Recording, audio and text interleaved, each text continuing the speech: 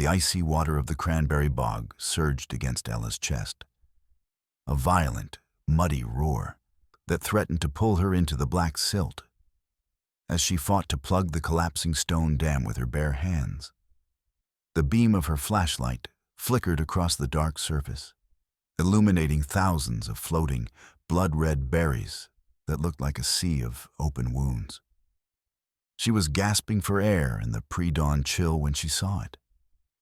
A sleek, black sedan idling silently in her driveway, its polished chrome glinting like a predator's teeth against the weathered farmhouse. Inside, the smell of expensive leather and city smoke choked the air of her father's study. Ella stood shivering in the shadows, mud dripping from her boots onto the floral rug, as she watched a stranger's hand slide a thick, gold-embossed folder across the desk. Her brother's voice, frantic and unrecognizable, whispered a price that made her blood run colder than the marsh water. On the table lay a map of their ancestral land, but the bogs were gone, replaced by the sterile white lines of a blueprint that looked less like a development and more like a burial plot. The damp, peat-heavy air of the Wisconsin marshlands filled Ella Whitman's lungs as she tugged the laces of her high rubber boots tight.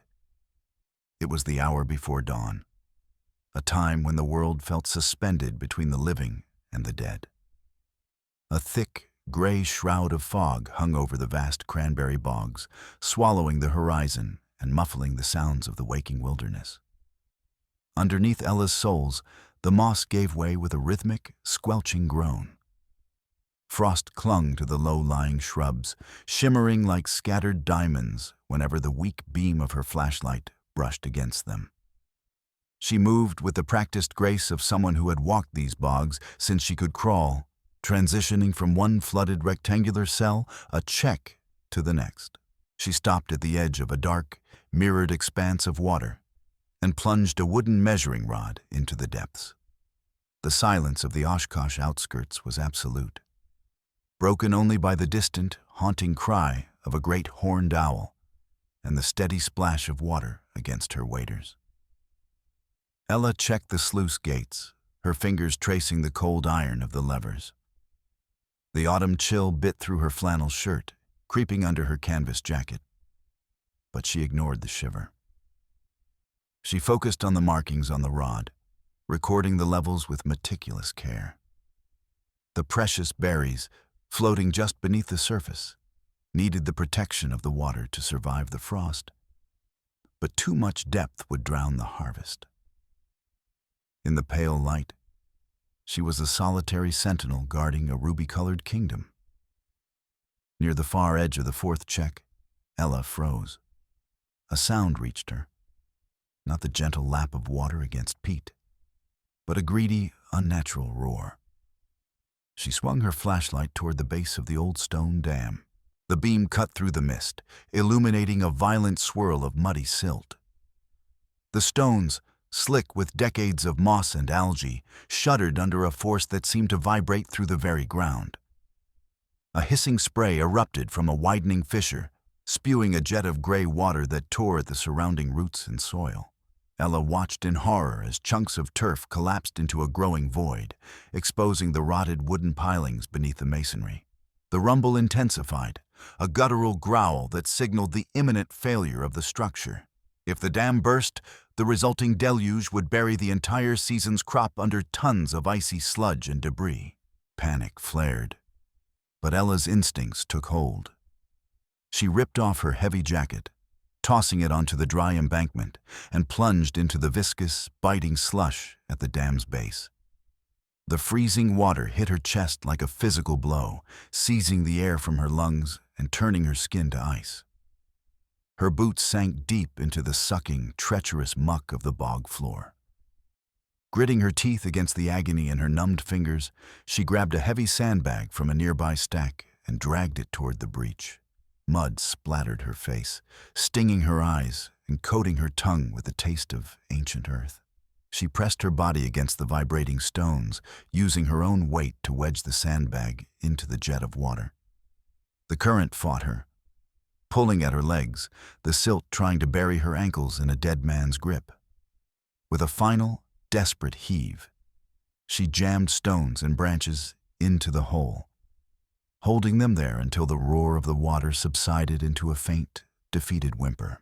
Shivering violently, Ella trudged back toward the farmhouse, leaving a trail of wet, dark footprints across the porch.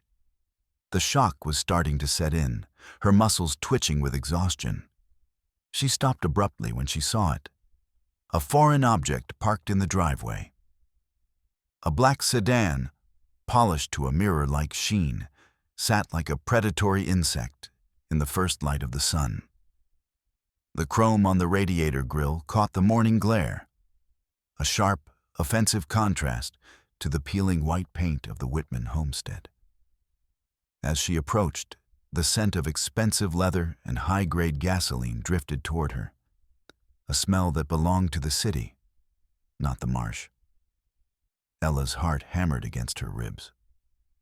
She circled the car cautiously, her eyes narrowing as she spotted a sleek leather portfolio resting on the plush rear seat. Inside the house, the familiar scents of aged oak and brewing coffee usually offered comfort. But today, the air felt thin. Ella retreated into the shadows of the hallway, her ears picking up the low murmur of voices coming from the living room. Her brother Caleb was speaking. His tone was fast, frantic, laced with a sycophantic edge she had never heard before. A desperate attempt to sound important that only betrayed his fear. Ella pressed her ear against the cool, floral wallpaper, straining to catch the response. The stranger's voice was different, dry, authoritative, and sharp as a whip. She heard the distinct rustle of a heavy map being unfurled on the coffee table, followed by the metallic click of a lighter. Caleb was assuring the man that the formalities were settled, that no obstacles remained. Ella felt the blood in her veins turn to slush. A conspiracy was unfolding in the heart of her home. The front door clicked shut, and the heavy thrum of the sedan's engine faded as it rolled down the gravel drive. Ella waited until she heard Caleb's heavy footsteps retreat toward the kitchen, the clatter of dishes signaling his distraction. Moving like a ghost, she slipped into his private office. The floorboards groaned under her weight, a treacherous sound that made her pulse spike.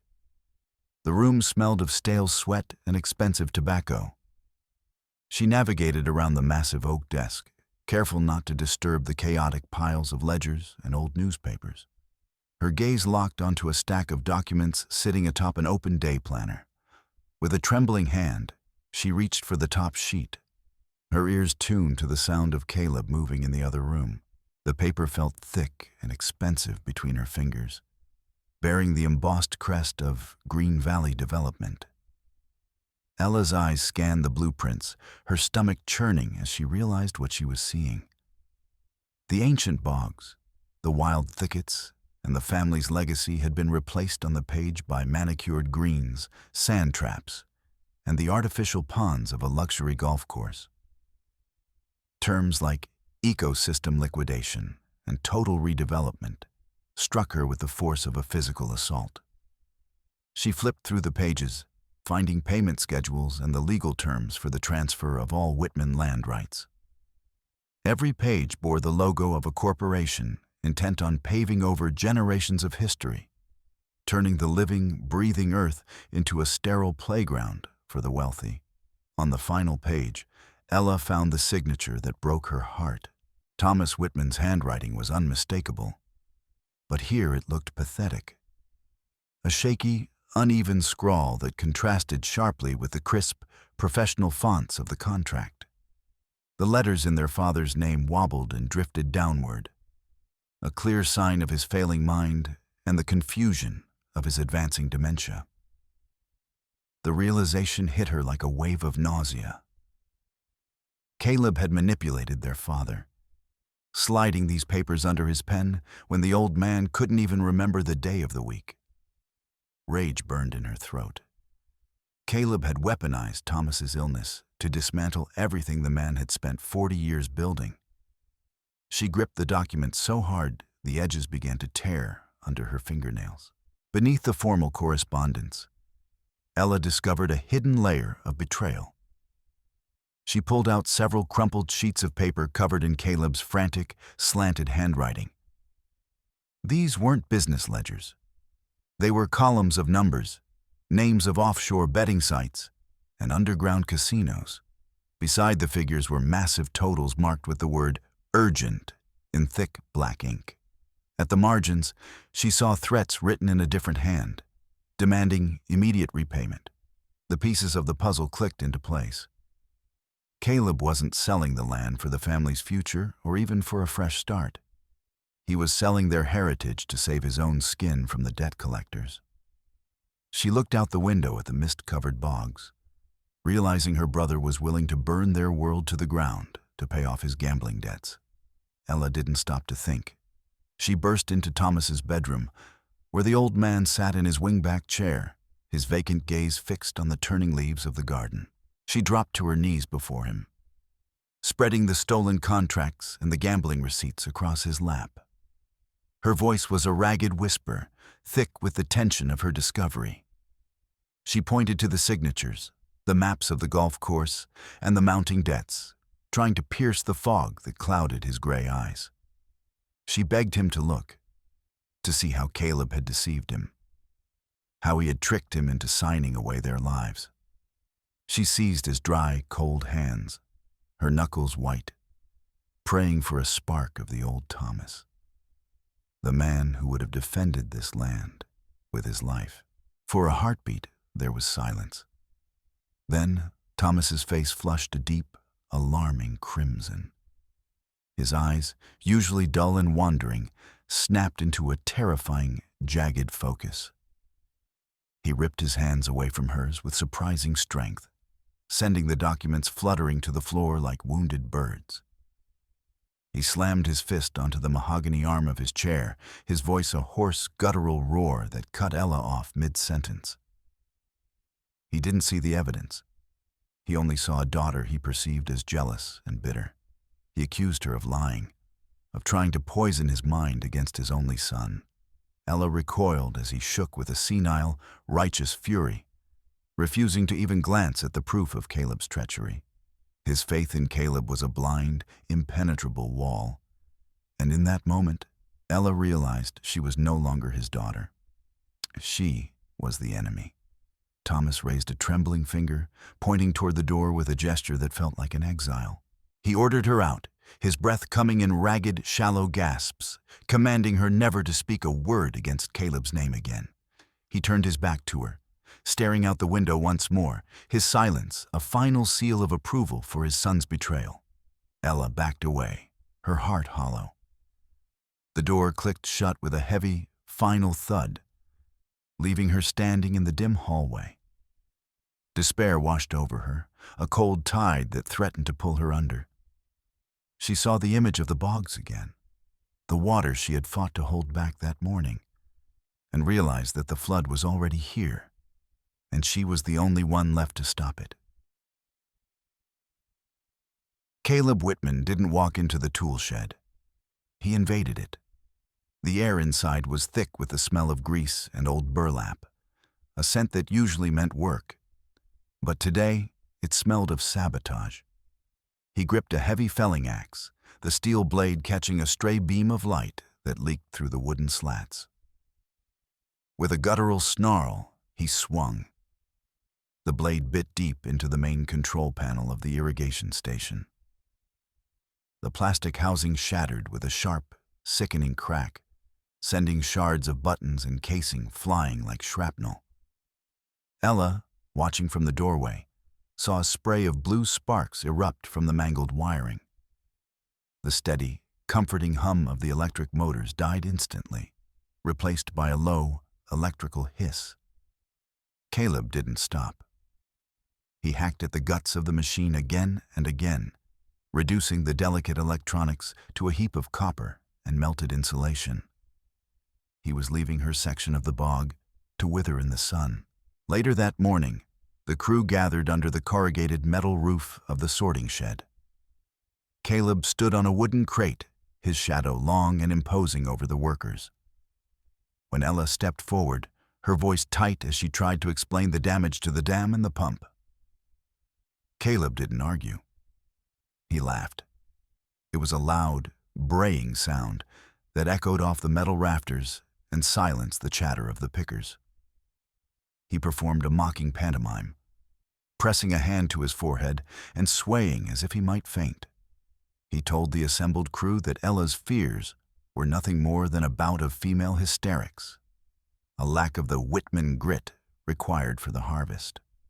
The workers shifted uncomfortably, staring at their boots, while Caleb advised her with a sneer to go inside and have some herbal tea instead of bothering men with engineering problems she couldn't possibly understand. Ella retreated to the small office in the house, her fingers trembling as she pulled up the farm's banking portal on the computer. The screen didn't show her balance. It flashed a harsh, red notification of an access error. She hammered the keys, re-entering her password with mounting dread, until the truth settled in her gut. Caleb had wiped her from the accounts.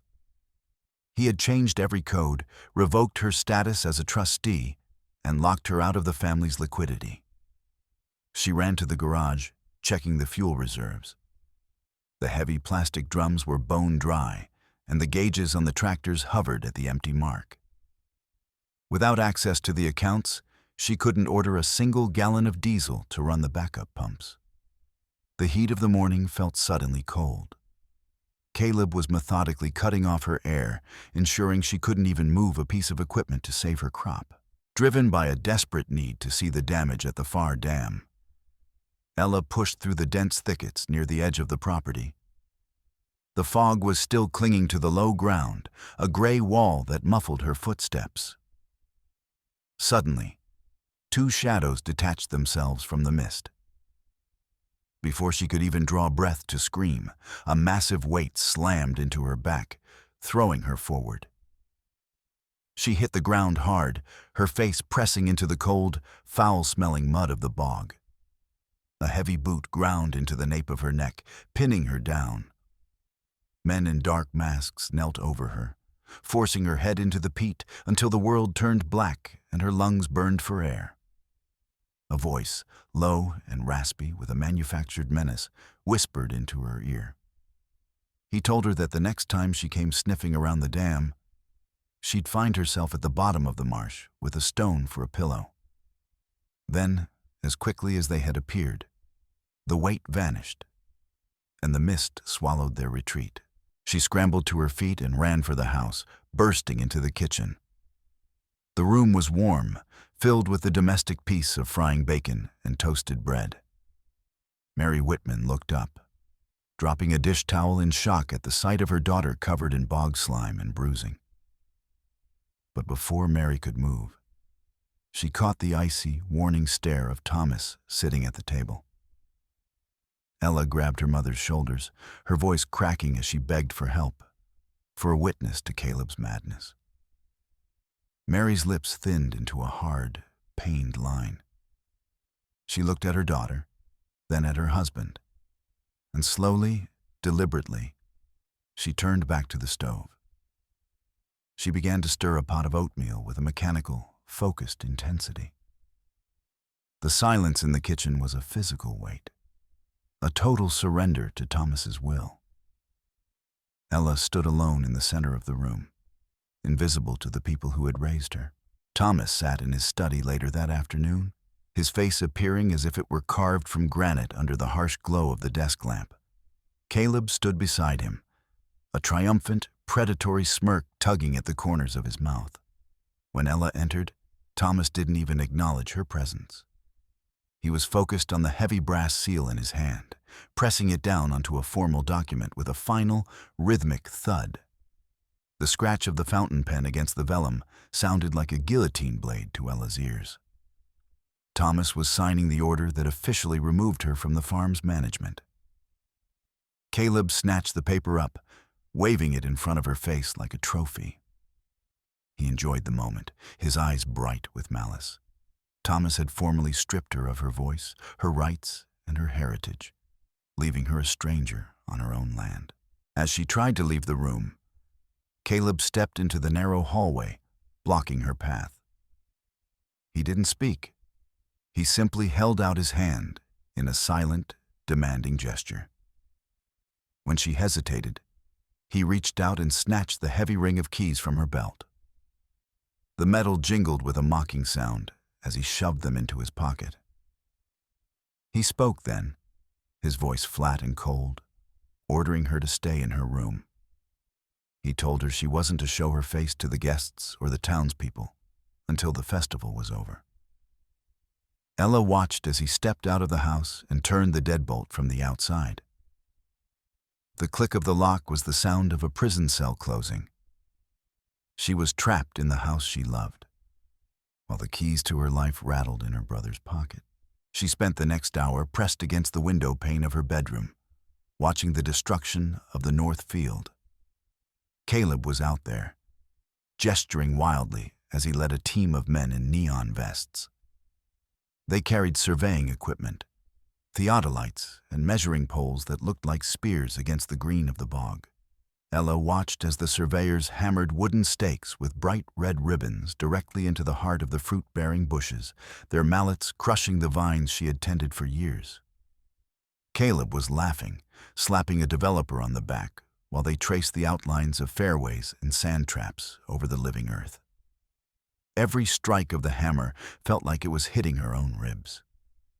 The map of a golf course was being etched into the soil, erasing the work of 3 generations before the ink on the contract was even dry. The sound of a car on the gravel drew her back to the window.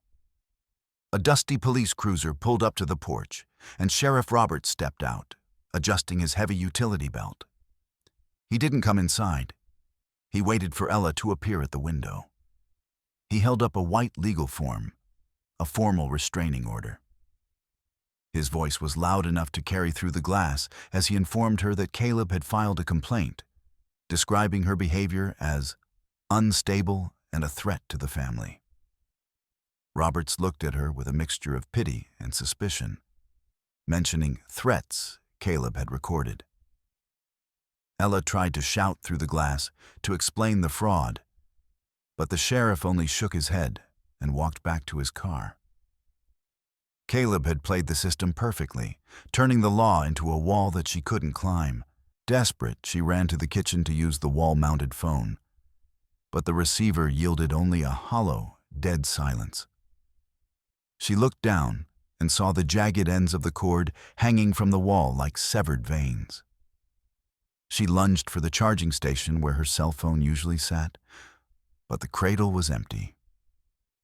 Caleb had thought of everything. He had stripped her of her digital voice just as he had stripped her of her legal one. She tore through the drawers of the sideboard, searching for an old radio or a spare handset, but she found only empty spaces and dust. The silence of the house became a suffocating thing, an oily pressure against her eardrums. She was a ghost in a locked box, and no cry for help would ever reach the road. As evening fell, a procession of black SUVs crunched up the driveway, their headlights cutting through the twilight. Men and women in tailored wool coats stepped out, their polished shoes entirely unsuitable for the mud of a working farm. Caleb threw open the front doors with a wide, theatrical smile, ushering the representatives from Green Valley inside.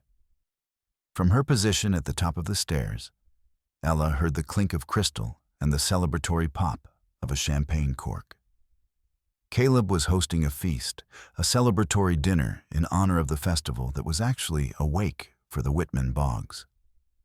The smell of roasting turkey and expensive perfume drifted up the stairwell, a sickening blend of domestic comfort and corporate greed. Through the narrow gap in her bedroom door, Ella witnessed the final seal of the betrayal. In the living room below, bathed in the warm, amber glow of the lamps, Thomas and Caleb stood shoulder to shoulder with the lead investors. Thomas, looking frail and lean, was guided by Caleb's hand on his elbow. The old man reached out and shook the hand of the corporate CEO, a firm, lingering grip that signaled the end of the resistance. Ella watched the handshake, the silent pact made before the public ceremony on the town square. On the table, the black leather portfolios were open, the documents waiting for the final, public signature. Caleb looked up toward the stairs, his eyes finding the gap in the door, and the cold, dark triumph in his gaze told her everything. The world she knew was gone. Ella pressed her forehead against the cold glass of her bedroom window, her breath fogging the pain. Outside, in the dying light of the afternoon, Caleb stood by the primary sluice gate. He gripped the rusted iron wheel, his muscles straining as he forced it to turn.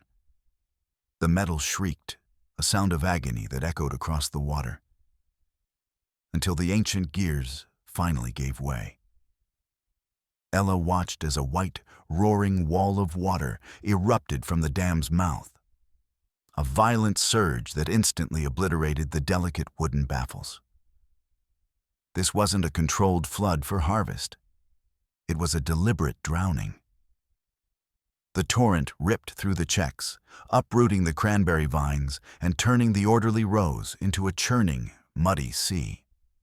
Millions of berries, the red lifeblood of the farm, were sucked into violent eddies.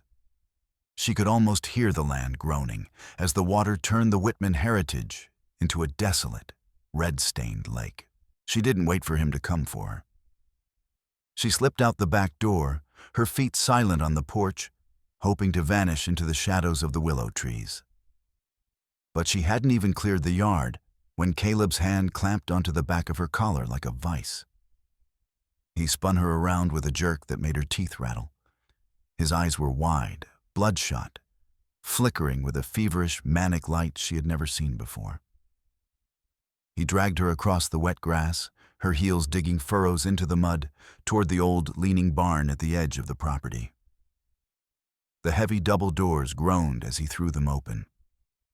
He shoved her inside, and she hit the dirt floor hard, the impact jarring her spine. Caleb loomed over her in the dim light, his fists clenched so tight his knuckles looked like white stones. He leaned down, his voice a low, terrifying hiss, promising to break her neck if she made a single sound. The heavy iron bar of the door slammed into place outside, the sound of a tomb sealing. Ella scrambled to her feet, her heart hammering against her ribs. Through a gap in the siding, she saw Caleb pull a lighter from his pocket. The small flame danced in his eyes as he flicked it open. He didn't hesitate. He tossed a smoldering cigarette into a pile of oily rags and burlap sacks soaked in diesel. A thin, greasy coil of smoke began to wind its way up the wall immediately. Caleb turned and walked away toward the house, never looking back. Inside, the heat rose with terrifying speed. Above Ella's head, the ancient, frayed wiring sparked and hissed, spitting blue fire into the dry hay in the loft. The smell of burning rubber and old wood filled the air, thick and suffocating, as the barn began to transform into a tinderbox. Ella lunged for the doors, but they were immovable. She turned, her eyes watering, and saw the stack of ammonium nitrate fertilizer bags against the far wall.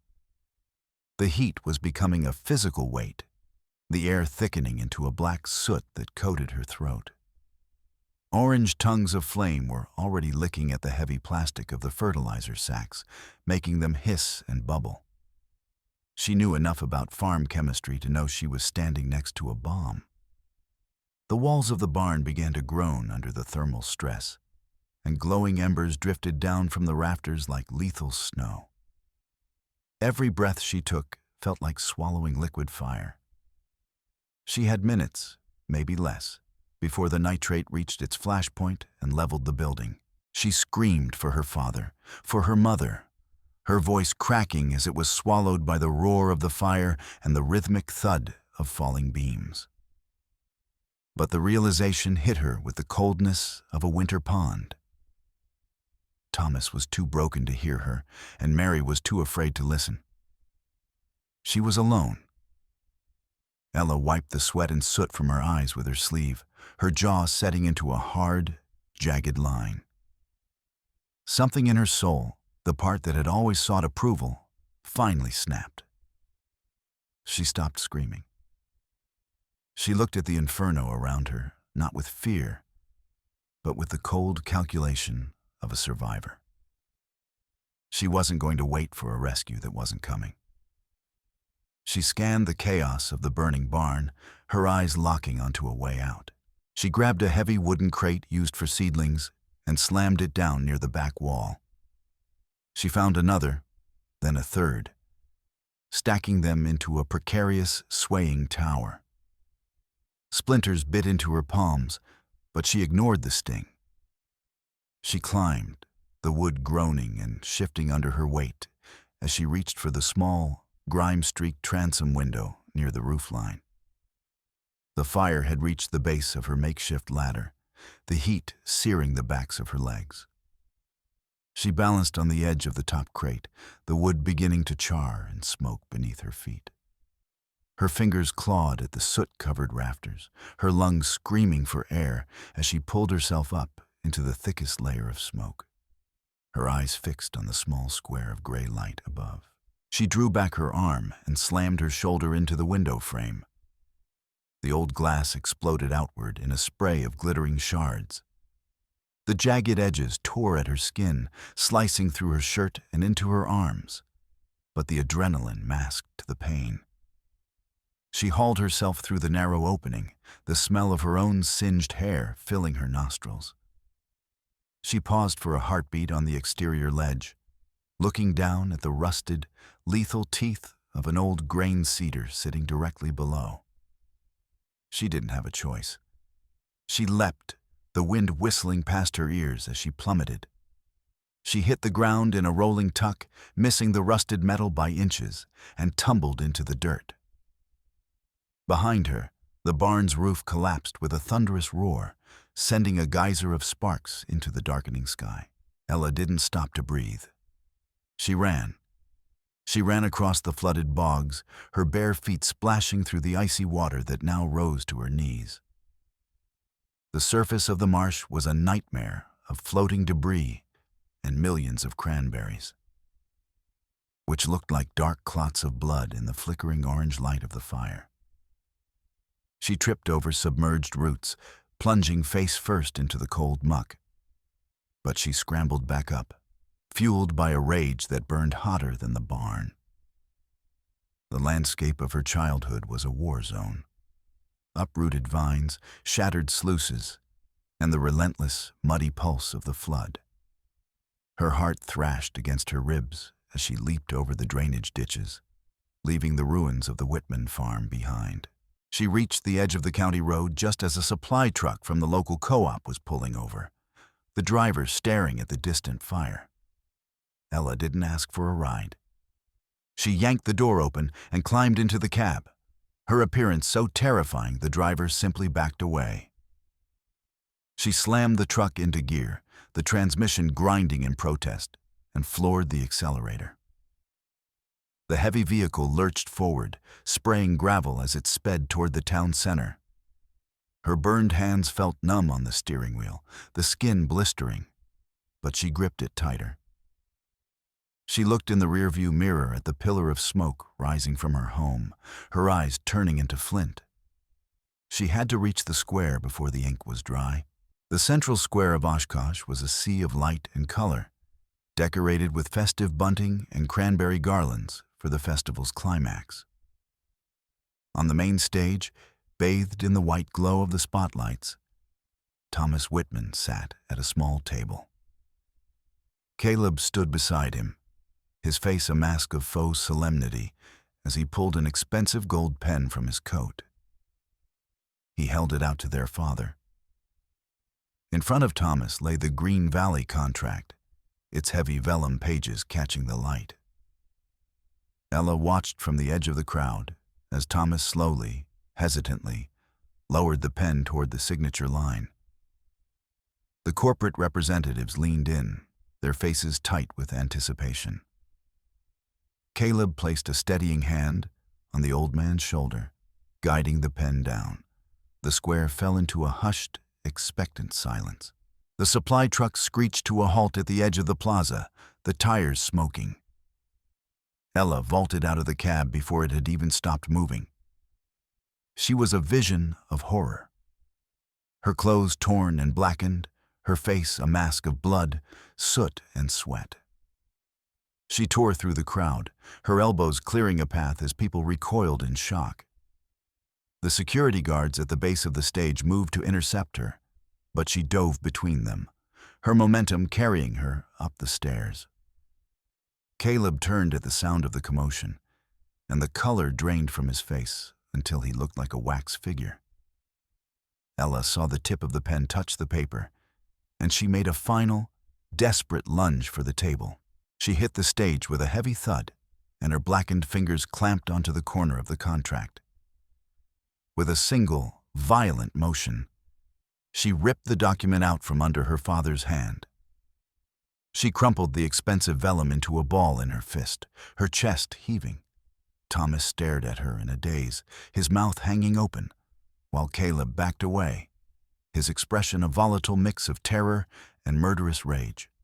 Ella stood tall in the center of the stage, the ruined contract held high, a scorched and bloodied specter of the truth. Ella didn't give them a chance to speak. She reached into the deep, scorched pocket of her canvas jacket and pulled out a damp, soot-stained folder. With a heavy, deliberate thud, she slammed it onto the table, right on top of the crumpled remains of the Green Valley contract. The white pages, covered in official seals and technical diagrams, fanned out across the wood. She stood over the table, her breath coming in ragged, shallow gasps, her hands trembling but her gaze fixed. The lead developer, a man in a charcoal suit that cost more than a tractor, recoiled as if the folder were an explosive. Ella pressed her palm flat against the documents, her blackened fingernails digging into the paper. The stark black ink of the expert report stood out against the gold-embossed corporate letterhead like a final warning. Her voice, when she finally spoke, was a low, rasping growl that somehow carried to every corner of the silent square. She didn't plead. She accused. She pointed at the highlighted sections of the report, her finger tracing the Latin names of rare flora. She spoke of the Platanthera leucophea, the eastern prairie-fringed orchid, a delicate, federally protected species that thrived in the very sections of the bog Caleb had tried to drown. She detailed the environmental impact studies she had commissioned in secret, her words cutting through the corporate jargon like a scythe. She spoke of federal protection acts, of mandatory habitat preservation, and the massive criminal penalties for any developer who dared to disturb the site. The investors looked at each other, their confident expressions melting into masks of professional panic as the word unbuildable echoed through the crowd. The lead attorney for Green Valley stepped forward, his movements jerky. He adjusted his silk tie and snatched up the folder, his eyes darting across the pages.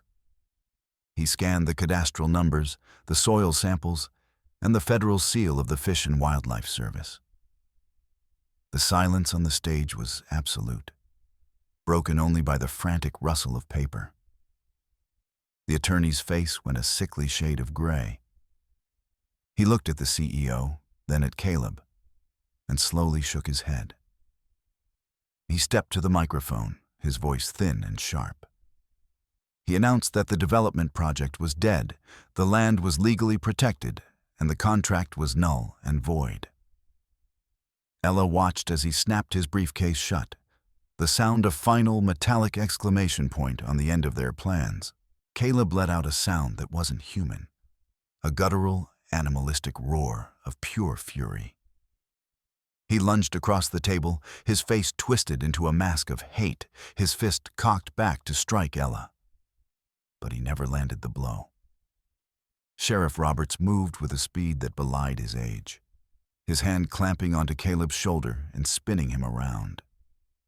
The sheriff slammed him chest first against the edge of the stage, the wood groaning under the impact. In the harsh glare of the spotlights, The crowd saw what Ella already knew. Caleb's hands were covered in raw, weeping blisters, and the sleeves of his expensive coat were stained with the black soot and grease of the barn fire. Roberts ran a gloved finger over the fabric, then held it up, his eyes narrowing to slits. Caleb thrashed, trying to kick free, but the sheriff's weight held him pinned like a moth under glass. Ella didn't say a word. She pulled her cracked smartphone from her pocket and hit the play button, holding it out for the sheriff to see. The screen displayed a grainy, high-contrast video from a neighbor's security feed. There was no mistaking the silhouette. Caleb, moving through the pre-dawn shadows with a heavy plastic jug, dousing the walls of the old barn. The video showed him striking the lighter, the flare of the fire illuminating his face for a split second before he turned to run. Ella told the sheriff, her voice steady now, that the file was already synced to a secure server.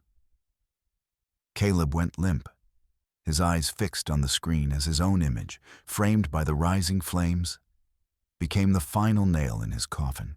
The metallic clack of the handcuffs locking around Caleb's wrists felt like the end of a long, dark winter.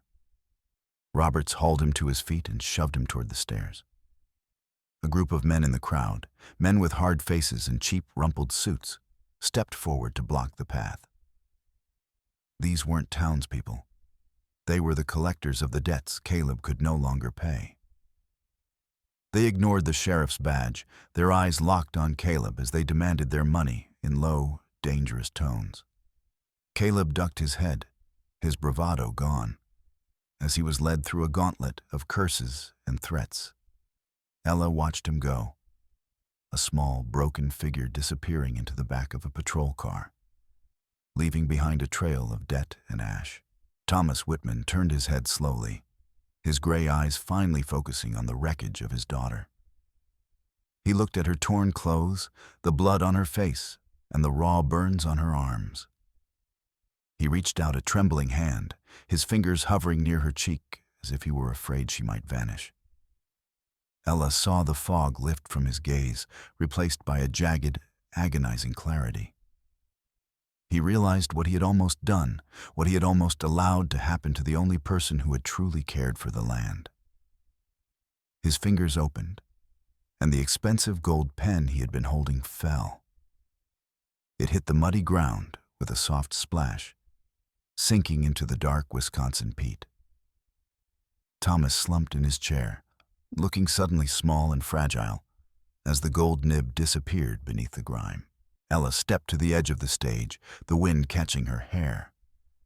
She looked at the representatives from Green Valley, her arm extended in a silent command to leave. She waited until the last of the black SUVs had pulled away from the square before she took the microphone. Her voice was strong now, vibrating with a fierce, quiet pride. She told the people of Oshkosh that the Whitman bogs were no longer for sale.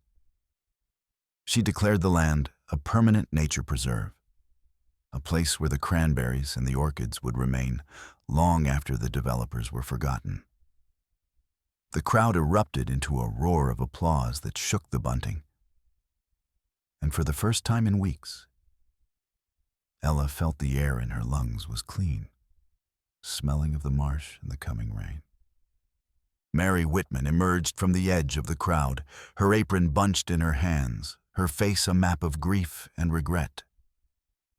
She walked up the steps, her movements hesitant, until she reached her daughter.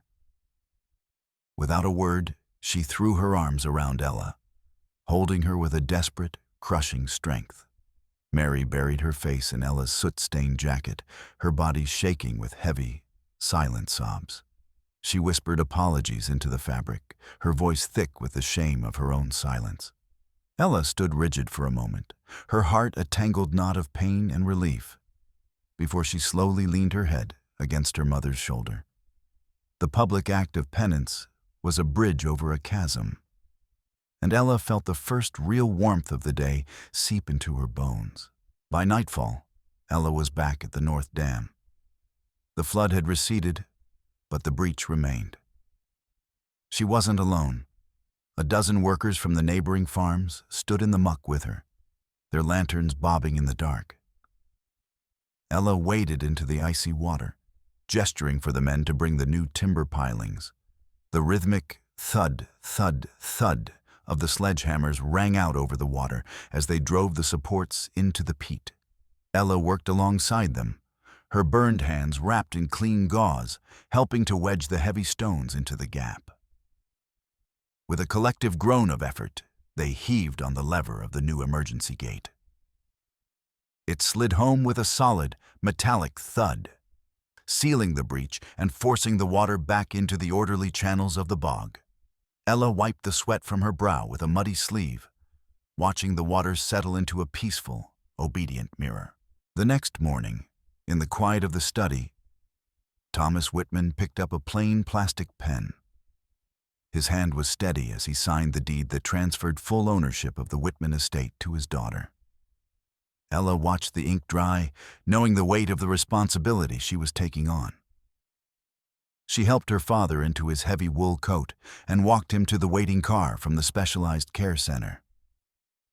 She settled him into the back seat, kissing his weathered cheek and promising to visit him every afternoon.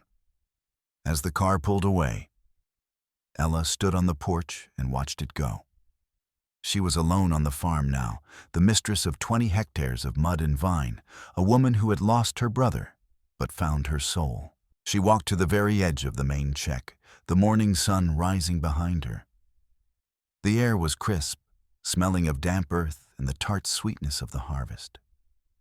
The water was perfectly still, reflecting a sky that was the deep, bruised purple of a ripe berry. Beneath the surface, the cranberries bobbed like thousands of tiny, submerged rubies, safe and ready for the pickers. Ella looked out over the vast, red-stained horizon and took a long, deep breath. The bogs were hers, the orchids were safe, and the land was finally at peace.